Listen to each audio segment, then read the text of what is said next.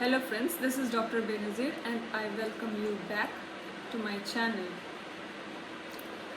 This video is in continuation with the previous video I had made on vaginal discharge. So let us start our discussion with cervicitis. Cervicitis is basically inflammation of cervix. Cervix female reproductive system का एक हिस्सा है। तो ऐसे में patients generally लेकर आते हैं प्रोफ्यूज म्यूकोपुरुलेंट डिस्चार्ज। उसके साथ साथ कभी कभी इंटरमेंस्ट्रुअल ब्लीडिंग की कंप्लेन होती है, मतलब दो पीरियड्स के बीच में कभी भी ब्लीडिंग होना। और कभी कभी पेशेंट्स पोस्ट कॉइटल ब्लीडिंग लेकर भी आ सकते हैं, मतलब सेक्सुअल इंटरकोर्स के बाद ब्लीडिंग होना, इसे कहते हैं पोस्ट कॉइटल ब्लीडिंग। तो जब डॉक्टर इंस्पेक्ट करते हैं, जब डॉक्टर चेक करते हैं, तो उसमें आपकी सर्विक्स, जो पेशेंट की सर्विक्स होती है जिसे सर्विसाइटिस होता है, वो अक्सर इन्फ्लेम्ड या एडिमेटस भी दिख सकता है। साथ साथ कभी कभी ब्लीडिंग भी हो सकता है।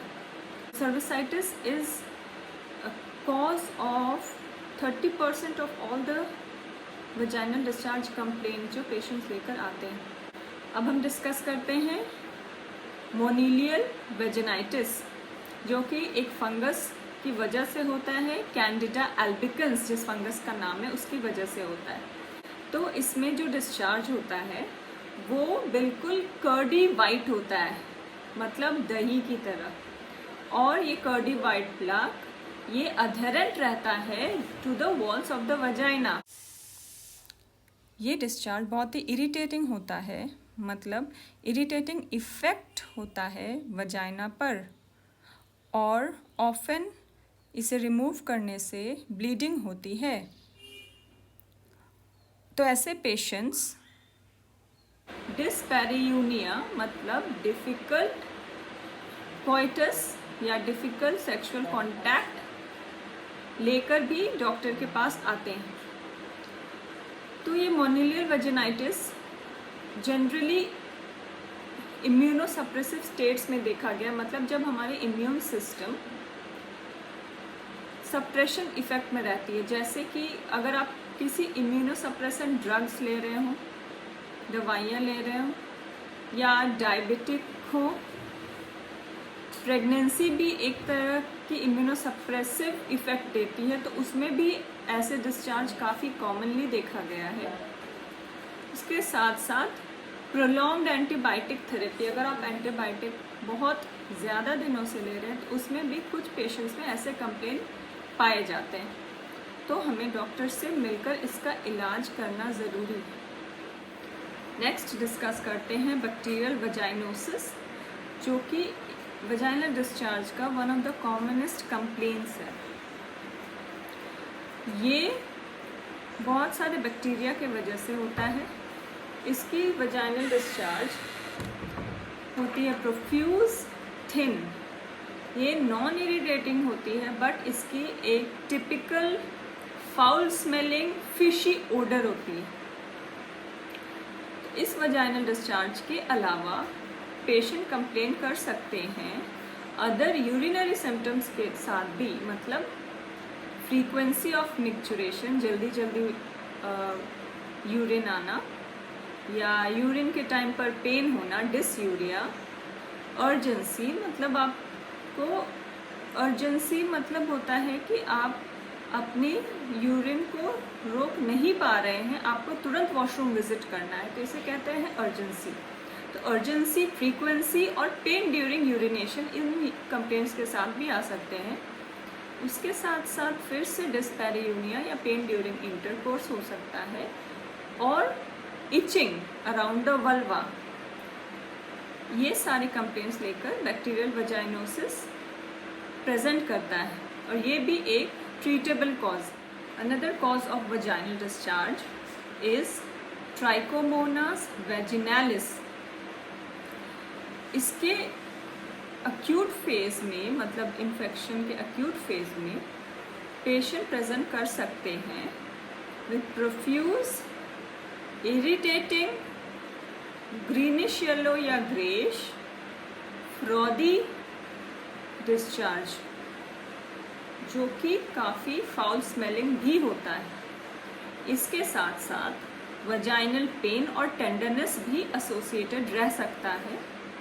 अलॉन्ग विद दिस पेशेंट भी अदर कंप्लेंट जो एसोसिएटेड हो सकते हैं वो है यूरिनरी सिम्टम्स, जैसे कि frequency urgency dysuria, burning sensation around the vulva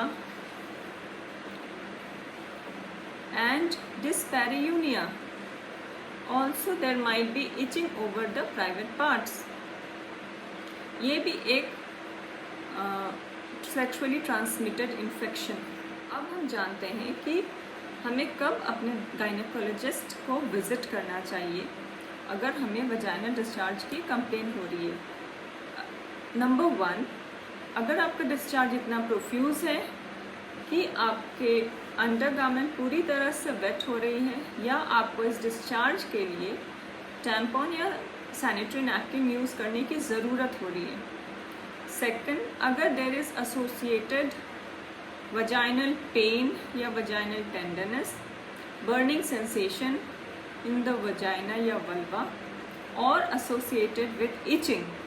number 3, अगर आपको फीवर हो रहा है या आपके वल्वा में किसी भी तरह के रैशेज़ हो, किसी भी तरह के अल्सर हो या कोई भी लीजन हो, अगर आपको ऐसा दिख रहा है तो आपको डॉक्टर से मिलना चाहिए।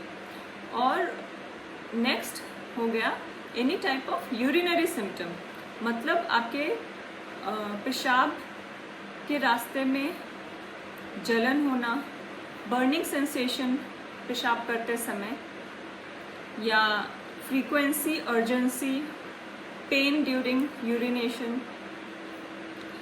अगर आपको वजाइनल डिस्चार्ज के साथ साथ सेक्सुअल कांटेक्ट के दौरान, मतलब इंटरकोर्स के दौरान आपको पेन हो रहा है तो भी आपको अपने डॉक्टर से मिलना चाहिए। Now coming to some important do's and don'ts. First thing we should know कि हमारे वजाइना का एक pH होता है जो कि स्लाइटली एसिडिक होता है, जो नॉर्मल हेल्दी बैक्टीरिया के ग्रोथ को हेल्प करता है और हार्मफुल बैक्टीरिया और अदर इन्फेक्शियस एजेंट्स के ग्रोथ को प्रिवेंट करता है। तो कुछ भी ऐसी चीज़ जो हमारे इस pH को डिस्टर्ब करती है या हमारे नॉर्मल वजाइनल फ्लोरा को डिस्टर्ब करती है तो वजाइना ज़्यादा ससेप्टेबल हो जाता है किसी भी इन्फेक्शन के लिए। जो मार्केटेड हाइजीन प्रोडक्ट्स होते हैं, वजाइनल डिओड्रेंट्स होते हैं, वजाइनल वॉशेस होते हैं, ये सब बेटर है अगर हम अवॉइड करें तो। Second thing is always maintain personal hygiene, keep your vulva clean and dry. कभी भी आप वल्वा को क्लीन करें तो always clean it from front to back, never from back to front. You can use mild soap and water or simple water to clean your vagina and vulva. Too much of douching should be avoided. Avoid multiple sexual partners, and if you do have, then always ask your male partner to use a barrier protection, a barrier contraceptive such as condoms whenever you have any type of sexual contact, because condoms बहुत ही ज़्यादा helpful होते हैं sexually transmitted infections को prevent करने के लिए। Also people who smoke are also at high risk for having bacterial vaginosis, so it's better if you quit smoking. So friends, तो हमारा डिस्कशन ऑन वजाइनल डिस्चार्ज यहाँ पे कंप्लीट होता है। उम्मीद है आपको इस डिस्कशन से काफ़ी हेल्प मिली होगी, आपके काफ़ी सारे मिसकंसेप्शंस क्लियर होंगे और आपको अब समझ में आ गया होगा कि कौन सा डिस्चार्ज, किस तरह के डिस्चार्ज होने से हमें डॉक्टर से कंसल्ट लेनी चाहिए। So stay healthy, stay safe, be aware, take care, good bye.